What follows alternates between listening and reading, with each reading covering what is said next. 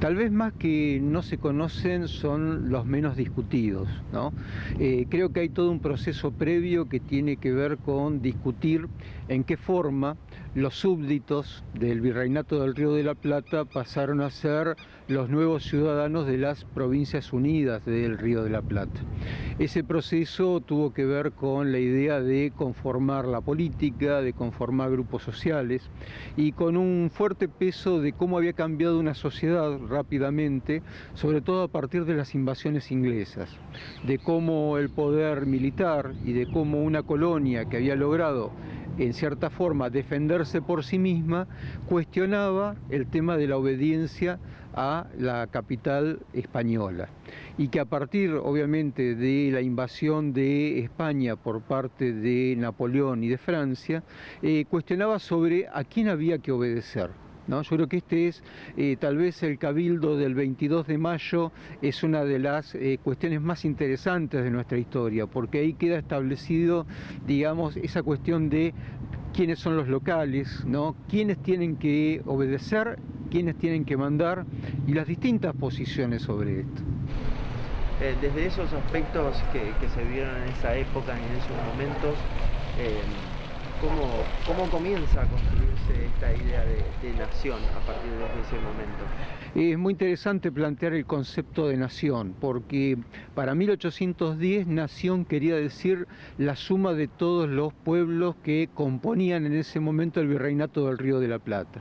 Después se va a evolucionar a que una nación también es un estado, es un idioma, son tradiciones, costumbres y también el concepto de patria. Entonces, ese concepto de nación y de Buenos Aires es lo que en realidad el primer trabajo que tiene la Junta Revolucionaria.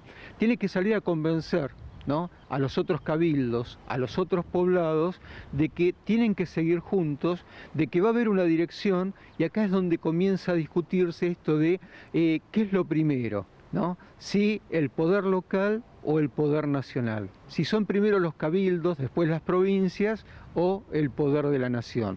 Y todo esto surge en 1810 y surge precisamente de cómo convencer, ¿no?, cómo convencer a la banda oriental, ¿no?, que después va a tener a una Artigas federalista que no quiere el poder de Buenos Aires, ¿no?, cómo convencer a Córdoba, que tenía una universidad que cuando esto sucede ya tenía más de 250 años, ¿no?, y tenía un cuerpo de doctores, ¿no?, que hacía muy difícil que Buenos Aires pudiera imponer su criterio. Y también a un norte que estaba atado mucho más al virreinato del Perú que al poder de Buenos Aires. Y ahí Buenos Aires se transforma en un ejército revolucionario, ¿no? Quien va al norte a convencer a los cabildos de Tucumán y Salta de permanecer dentro del poder de Buenos Aires es Castelli, ¿no?, la voz más revolucionaria. Después va a ir Belgrano, otro de los revolucionarios del grupo que con Moreno eran llamados los jacobinos, ¿no?, aquellos que querían primero la revolución, la independencia y obviamente proyectos muy distintos de algunos como Saavedra.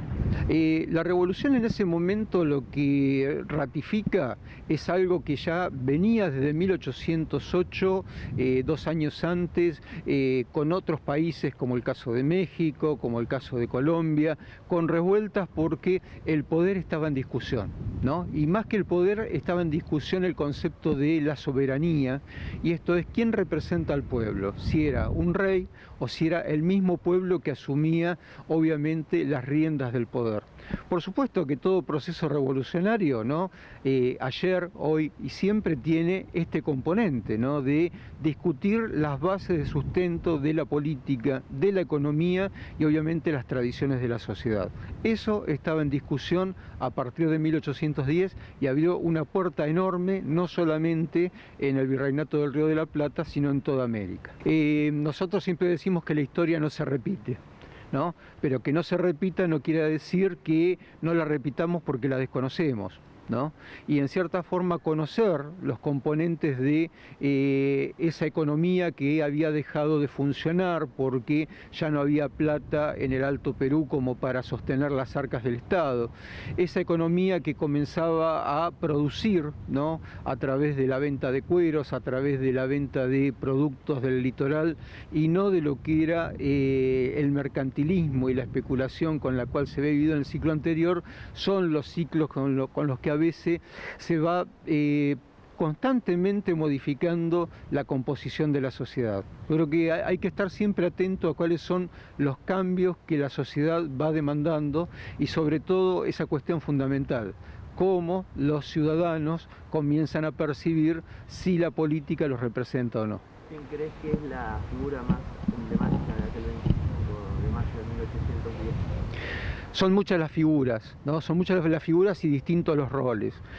Obviamente por como nosotros hemos visto la historia, sabemos que Belgrano, Moreno, Castelli, Paso, el Fray Alberti son en cierta forma los que más se destacan. Pero una figura como Saavedra, que representa el poder militar, la moderación y en cierta forma la conducción de cómo tenía que ser ese proceso, va cobrando a veces también un rol totalmente distinto, ¿no? Acá lo que podemos hablar, más que tener, digamos, lo que siempre buscamos a veces, que es ese caudillo salvador, es ver que hubo un conjunto de personas que buscaron un consenso, que encontraron un acuerdo y que pudieron salir adelante con ese acuerdo.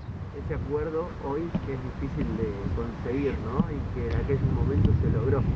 Bueno, yo te diría que en aquel momento era tan difícil como hoy, ¿no? Porque estaba todo en contra, ¿no? Estaban todos los factores en contra de que esto tuviera éxito, pero obviamente de poner actitudes personales, hacer enormes sacrificios, ¿no? Siempre recordamos que Belgrano pertenecía a una familia rica y terminó siendo pobre, ¿no?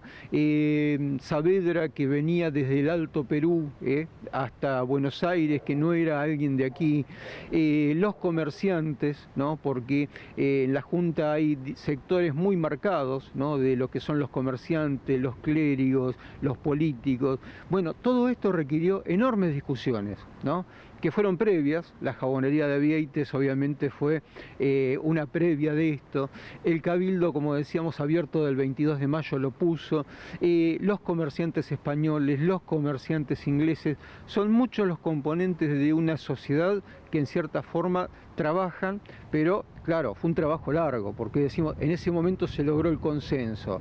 Ahora, la primera constitución válida fue en 1853. No fue un proceso rápido. El Estado se consolidó, podemos decir, en 1880. Entonces, a veces los tiempos de la historia no son los tiempos de nuestras vidas.